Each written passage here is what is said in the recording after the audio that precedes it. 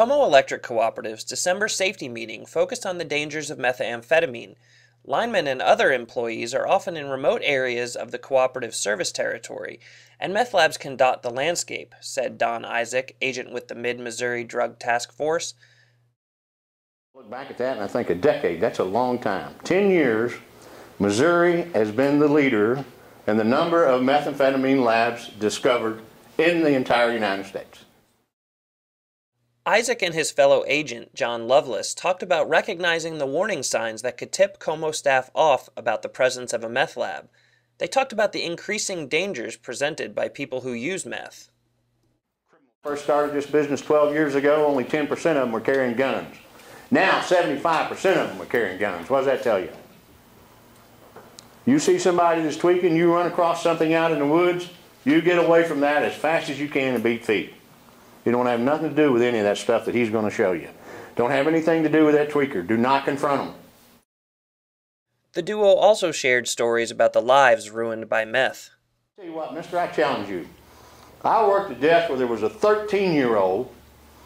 When I got to the house, in our business we call it DRT, dead right there with a needle in her arm with methamphetamine in it. Just last year, year before last, John and I worked a case where there was a dead baby in the trunk of a car, had been there for 4 weeks. Lady's on meth. We'd arrested her 2 previous occasions. She had the baby, dropped it in the commode and drowned it. Stuffed it in the back of the car, been in there, stuffed it in there like old groceries or whatever. So I looked at that man and said, I challenge you to tell me there's no victims in this crime. I challenge you to tell me that the parents of that 13-year-old are not having to get some sort of psychiatric care simply because of that. What about all the kids in the school? Listen, we're all victims of this crime, whether you realize it or not. The road to addiction with meth can occur quickly, and once someone starts down that road, it's nearly impossible to come back. Get ready for this one. Only 3% of the people addicted to methamphetamines, 3%, only 3% are successful at staying off of methamphetamines if they're addicted. That's the daily user.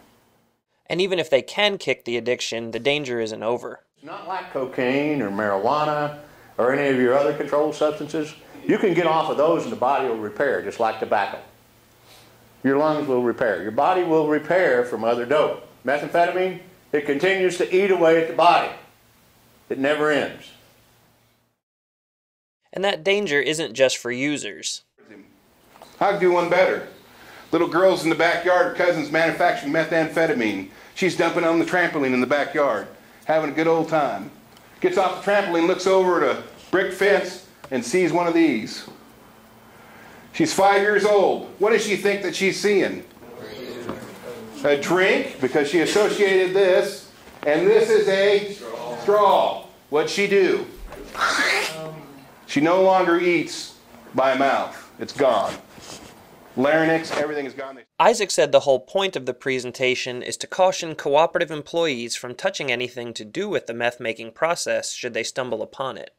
With it, so if you run across something like this, you can get in touch with us. Let us know it's there. We don't want you touching anything. We don't want you injured. For the Como News Network, I'm John Agliata.